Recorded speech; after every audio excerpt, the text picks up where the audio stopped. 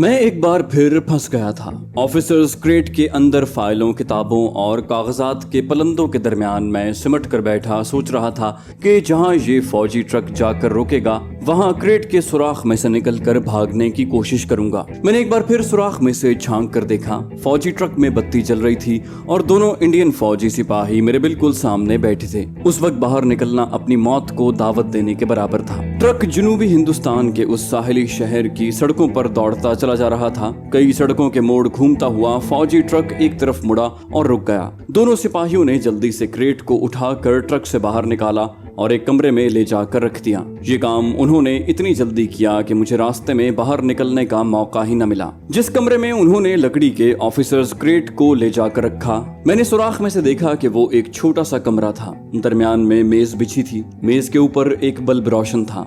दोनों इंडियन सिपाही बाहर जाने की बजाय वहीं क्रेट के पास खड़े रहे। मेरे लिए बाहर निकलना मुश्किल हो गया। इतना मैं समझ गया था कि इस ऑफिसर्स क्रेट में कोई अहम फौजी दस्तावेजात हैं जिनकी इतनी हिफाजत की जा रही है। दो इंडियन फौजी ऑफिसर कमरे में दाखिल हुए। दोनों सिपाहियों ने उन्हें सलूट किया। मैं सुराख के साथ आंखें लगाए देख रहा था। दोनों इंडियन फौजी मेज पर आमने सामने बैठे हुए थे। उन्होंने अपने अपने ब्रीफ केस मेज पर रख दिए। कैप्टन या मेजर रैंक के लगते थे। दोनों जनूबी हिंद की किसी रेजिमेंट के ऑफिसर्स थे। रंग गहरे सांवले थे। एक की मूछें भी थीं। इनमें से एक ऑफिसर ने सिपाहियों की तरफ देखकर अंग्रेजी में कहा, क्रेट में से ब्रीफ केस निकालो। Yes sir. जिस क्रेट में मैं छुपा हुआ था वो खोला जाने लगा। मेरे लिए ये बड़ी नाजुक घड़ी थी। मैं क्रेट के अंदर ही रेंग कर कोने में फाइलों के पीछे छुप गया। क्रेट का ताला खोलकर उसमें से ब्रीफ केस निकाला गया। क्रेट दोबारा बंद कर दिया गया। क्रेट के बंद होते ही मैं जल्दी से रेंग कर सुराख के पास आ गया। मेरे दिल में ख्याल पैदा हुआ था कि देखना चाहिए कि इस ब्रीफ केस में क्या है जिसकी इतनी ज्यादा हिफाजत की जा रही है और जिसकी खातिर इंडियन आर्मी के दो आला अफसर रात के वक्त यहाँ आए हैं। ब्रीफ केस टीन के एक चौकोर डिब्बे में था।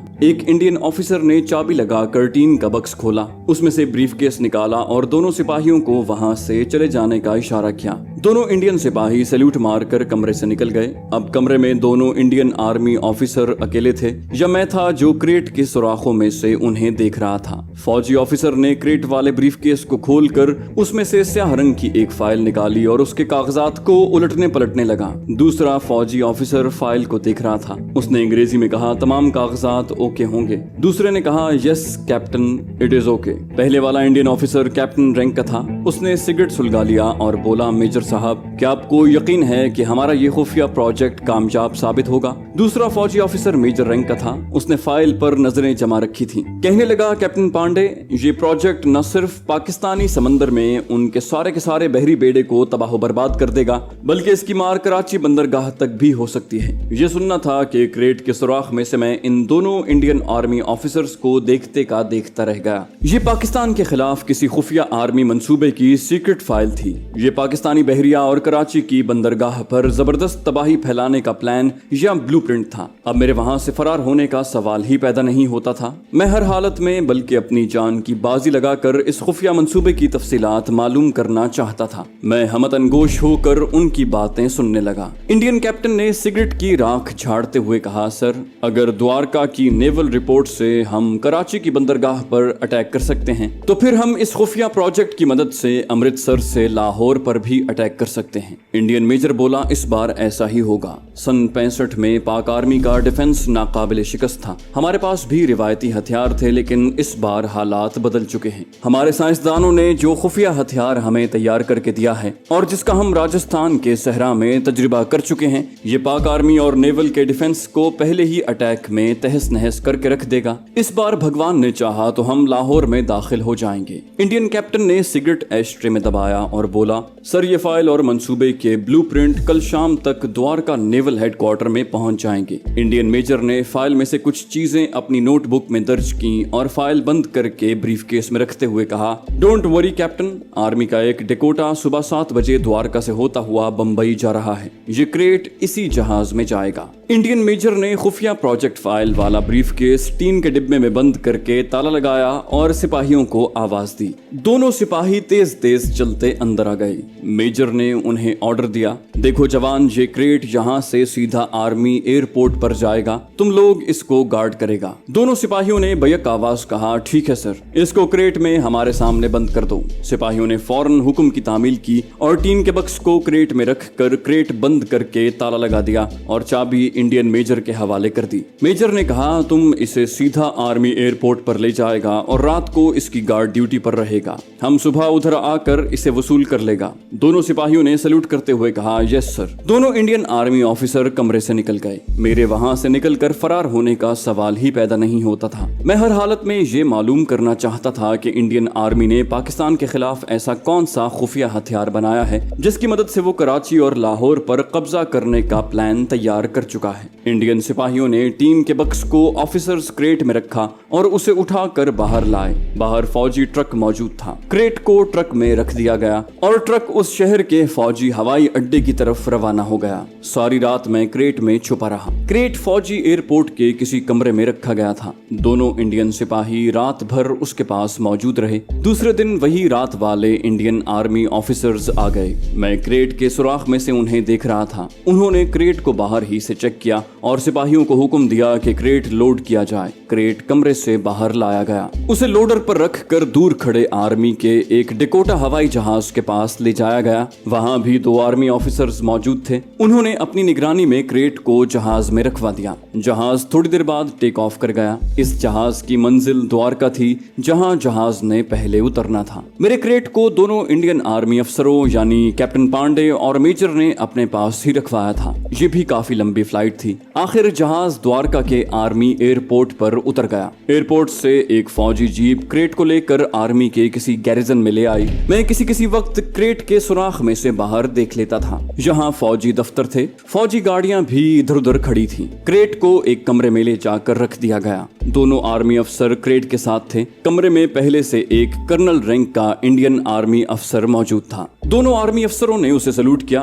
कर्नल के कांधे के फीते मैंने दूर ही से देखकर पहचान लिए थे। वो कर्नल रैंक का ऑफिसर था। उसने सुनहरी फ्रेम वाला चश्मा लगा रखा था। सर दरमियान से थोड़ा गंजा था। रंग उसका भी गहरा सांवला था। वो सिगार पी रहा था। उसने अंग्रेजी में मेजर से कहा, मेजर गोखले, मैंने हाई कमांड से मंजूरी ले ली है। तुम दोनों गन पोस्ट पर जाकर आज ही से लेजर प्रोजेक्ट पर काम शुरू कर दो। तुम्हारे ख्याल में तुम्हें लेजर गन की फाइनल चेकिंग में कितना वक्त लग जाएगा? मेजर गोखले ने कहा, सर ये काम 1 हफ्ते का है, लेकिन हम इसे जल्दी से जल्दी खत्म करने की कोशिश करेंगे। इंडियन कर्नल ने सिगार का हल्का सा कश लगाते हुए कहा, मेजर हमारे पास ज्यादा वक्त नहीं है। कश्मीर में हमारी फौज बुरी तरह मर रही है। हमारी सारी फौजी कुव्वत इस लेजर गन पर डिपेंड करती है। सन 65 की जंग में पाकिस्तान की नेवी ने हमारी द्वारका की गन पोस्टों को तबाह कर दिया था। हमारी नेवी को बुरी तरह शिकस्त हुई थी, मगर इस बार ऐसा नहीं होगा। हम अगले महीने पाकिस्तान पर अटैक करना चाहते हैं और इस बार हम समंदर की तरफ से अटैक करेंगे और हमारी ये लेजर गन हमारे नेवल ट्रूप्स के लिए कराची की बंदरगाह साफ कर देगी। कैप्टन पांडे ने कहा, सर हम 1 हफ्ते से पहले अपना काम खत्म कर लेंगे,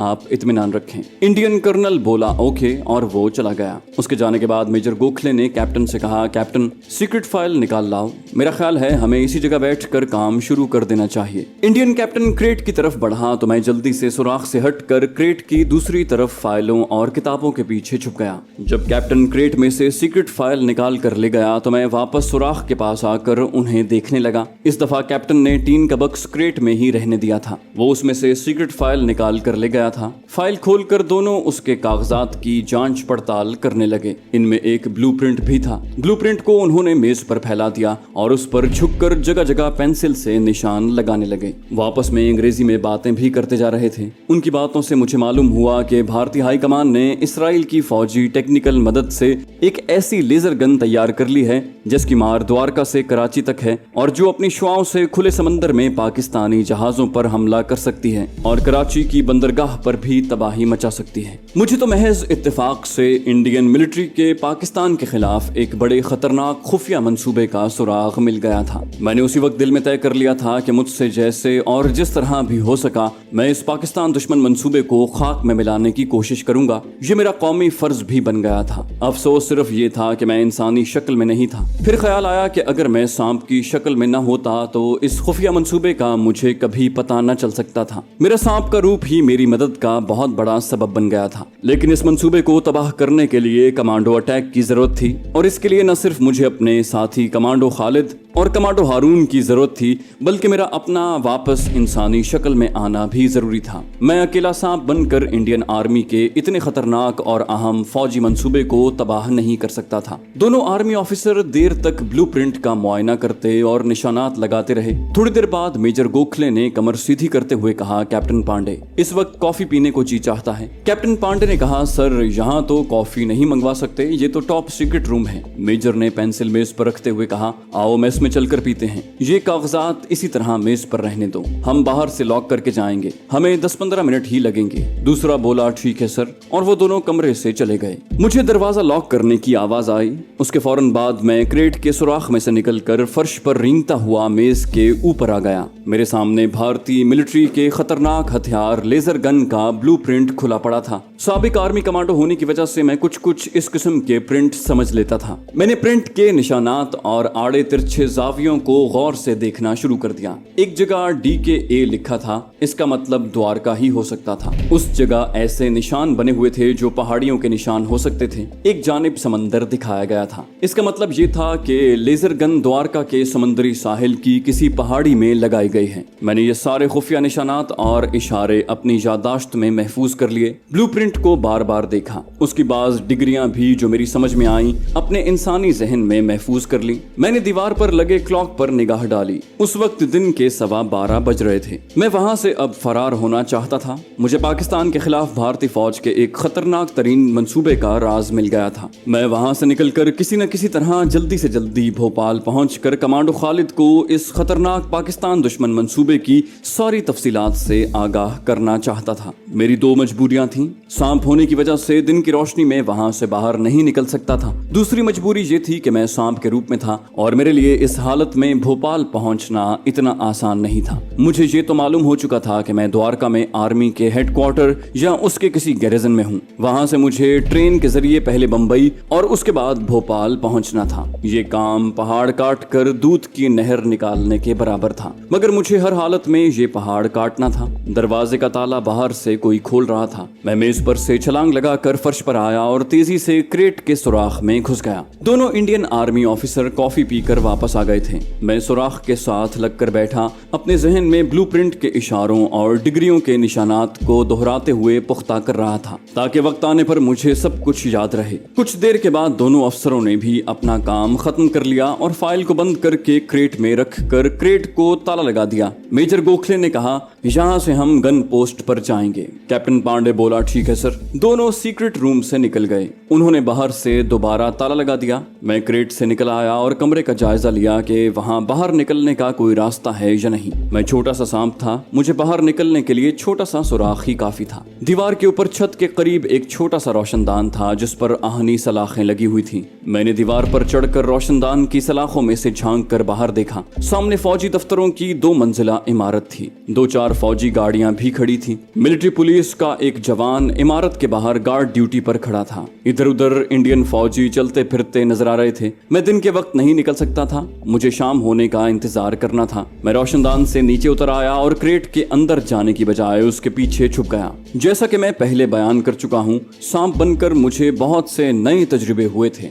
एक तजुर्बा ये भी था कि सांप कभी बोर नहीं होता। वो कई घंटे छुप कर बड़े आराम से इंतजार कर सकता है। मैं बोर तो नहीं हो रहा था, मगर मुझे बेचैनी जरूर लगी थी, क्योंकि मैं वक्त जाया किए बगैर भोपाल रवाना हो जाना चाहता था। भोपाल जाने की अहम तरीन मुहिम मेरे सामने थी। ये एक मुहिम ही थी जिस तरह एडमंड हिलरी के सामने माउंट एवरेस्ट फतह करने की मुहिम थी। ताज्जुब की बात थी कि इतनी मुद्दत गुजर जाने के बावजूद मैं अभी तक सांप के रूप में ही था। एक लम्हे के लिए भी इस दौरान अपनी इंसानी शक्ल में वापस नहीं आया था। कुदरत मेरे साथ अजीबोगरीब मजाक कर रही थी। मुझे शाम का अंधेरा होने तक इसी कमरे में रहना था। मैं इसी कमरे में बैठा रहा। थोड़ी देर बाद दीवार पर लगे क्लॉक को और रोशनदान में से आने वाली दिन की रोशनी को देख लेता। आखिर वो वक्त भी आ गया जब रोशनदान पर दिन دن کی روشنی ماند پڑتے پڑتے شام کے اندھیرے میں تبدیل ہو گئی۔ میں فوراً دیوار پر رینگتا روشن دان پر پہنچا، سلاخوں میں سے جھانک کر دیکھا۔ سامنے والی فوجی عمارت میں روشنی ہو رہی تھی، مگر میرے کمرے والی دیوار اندھیرے میں تھی۔ میں نیچے اتر گیا اور ایک جانب جھاڑیوں میں آ کر گردن نکال کر چاروں طرف دیکھا۔ یہ فوجی ہیڈ کوارٹر تھا۔ کچھ فاصلے پر اونچی دیوار تھی جس پر خاردار تار لگی تھی۔ اس طرف سے باہر نکلنے میں ہی عافیت تھی۔ چنانچہ میں اندھیرے میں رہ کر رینگتے رینگتے دیوار تک آیا۔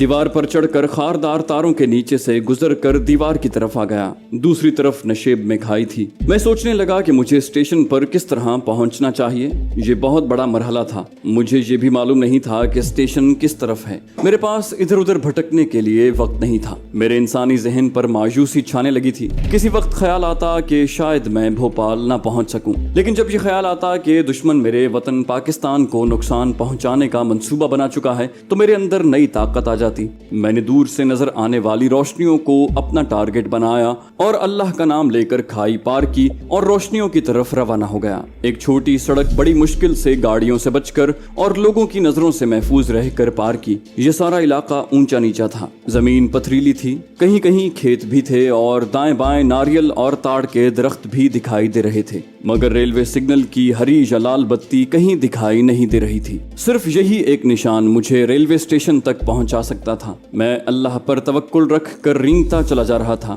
میرا خیال ہے کہ میں بمشکل 100-150 گز دور گیا ہوں گا کہ میرے جسم کو ہلکے ہلکے جھٹکے لگنے شروع ہو گئے۔ میں وہیں رک گیا۔ اللہ کا مجھ پر بہت بڑا کرم ہونے والا تھا۔ میں سانپ کے روپ سے اپنی انسانی شکل میں واپس آنے والا تھا۔ یہ عمل شروع ہو گیا تھا۔ میں بے حد خوش تھا اور خدا سے دعا مانگ رہا تھا کہ یہ جھٹکے اب رکے نہیں، لگتے ہی چلے جائیں۔ 15-20 سیکنڈ کے بعد وہی ہونے لگا جو اس سے پہلے ہوا کرتا تھا، یعنی مجھے اپنے جسم کا احساس ہونا شروع ہو گیا۔ ایسے لگا جیسے مجھ پر کسی نے بوجھ ڈال دیا ہو۔ میں نے آنکھیں بند کر لی، پھر ایک جھٹکا لگا۔ یہ آخری جھٹکا تھا۔ میں نے آنکھیں کھولی۔ میں سانپ سے اپنی انسانی شکل میں واپس آ چکا تھا۔ میرا لباس وہی تھا جو کمانڈو خالد سے بچھڑتے وقت میں نے پہنا ہوا تھا۔ یہ ہندوانہ لباس تھا، یعنی کھدر کا کرتا اور پاجامہ، پاؤں میں پرانی چپل تھی۔ میں نے جلدی سے کرتے کی جیب ٹٹولی، اس میں سے 15 روپے نکل آئے، لیکن یہ میرے لیے کسی کام کے نہیں تھے، کیونکہ دوارکا سے بمبئی اور پھر وہاں سے بھوپال تک میں بذریعہ ریل گاڑی اتنے کم پیسوں میں نہیں جا سکتا تھا۔ میں نے یہی سوچا کہ میں بغیر ٹکٹ کے سفر کروں گا، جو ہوگا دیکھا جائے گا۔ انسان کے روپ میں آنے کے بعد سب سے پہلا فرق یہ پڑا تھا کہ میں اندھیرے میں کچھ نہیں دیکھ سکتا تھا۔ دوسرے، مجھے اب کمانڈو خالد اور جمیلہ کی بو بھی نہیں آ رہی تھی۔ میں نے خدا کا شکر ادا کیا۔ کلمہ شریف پڑھ کر اپنے چہرے پر ہاتھ پھیرا تو مجھے احساس ہوا کہ میری شیو کافی بڑھ آئی تھی۔ میں ایک نئے عزم کے ساتھ دور نظر آنے والی روشنیوں کی طرف چل پڑا۔ اب میں اس پوزیشن میں تھا کہ اچھی طرح دیکھ بھال کر راستے کو روشنیوں کی طرف نکال سکوں۔ جلد ہی مجھے ایک سڑک مل گئی، پھر ایک موٹر گاڑی کی آواز بھی آئی۔ ابھی رات کا پہلا پہر تھا۔ پیچھے سے ایک گاڑی آ رہی تھی۔ میں نے ہاتھ دے دیا، اس خیال سے کہ شاید رک جائے۔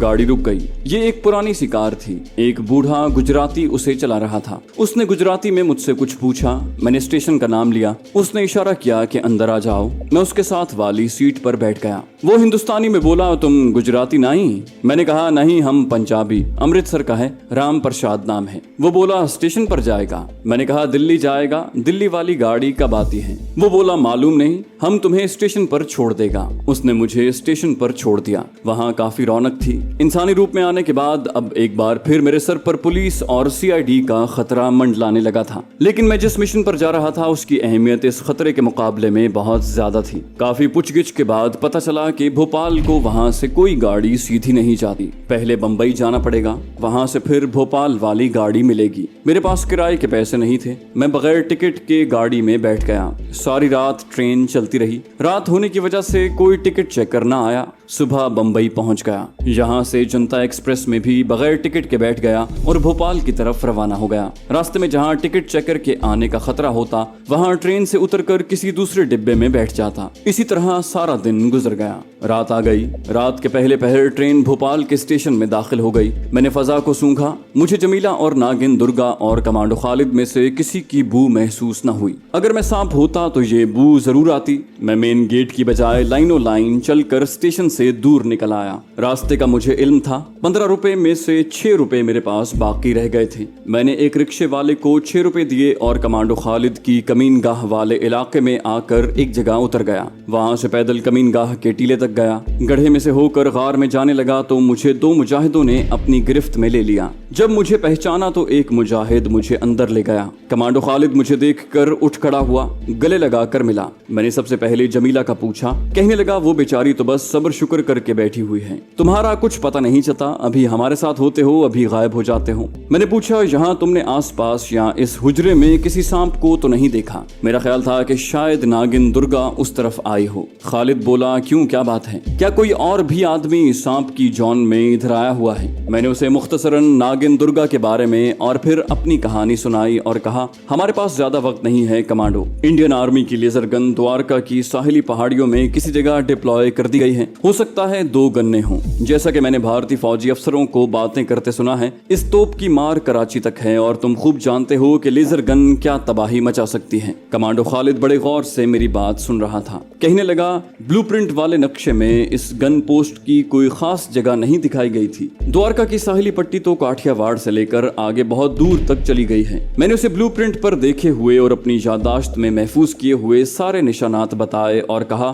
जहां तक मैं समझ सका हूं ये लेजर गन पोस्ट द्वारका के शुमाल मशरिक में है, सबसे ऊंची पहाड़ी पर है। क्या तुम उस इलाके में कभी गए हो? कमांडो खालिद बोला वो सारा इलाका मेरा देखा हुआ है, लेकिन ये याद नहीं कि द्वारका के साहिल पर सबसे ऊंची पहाड़ी कौन सी है। मैंने कहा ये तो वहां चलकर मालूम हो जाएगा, लेकिन हमें देर नहीं करनी चाहिए क्योंकि कुछ पता नहीं कि इंडिया कब साहिल की तरफ से कराची पर हमला कर दे। कमांडो खालिद कहने लगा ऐसा भी कोई अंधेर नहीं मच गया, आखिर पाकिस्तान की मिलिट्री इंटेलिजेंस भी गाफिल नहीं बैठी होगी। तुम फिक्र न करो, ये पाकिस्तान की बका के साथ साथ हम भारत के मुसलमानों की बका का भी मसला है। हम द्वारका की लेजर गन पोस्ट को जरूर तबाह करेंगे, खाइस के लिए हमें अपनी जानों की कुर्बानी क्यों ना देनी पड़े। मैंने कहा तुम्हारे ख्याल में हमें अपने साथ कितने कमांडो ले जाने होंगे? कमांडो खालिद ने एक लम्हे सोच कर जवाब दिया इस मिशन के लिए ज्यादा कमांडोज की जरूरत नहीं है, ज्यादा से ज्यादा हम कमांडो हारून को साथ ले चलेंगे। वो गुजराती के साथ साथ तमिल जबान भी समझ और बोल लेता है। मैंने कहा हमें असलहे की भी जरूरत होगी।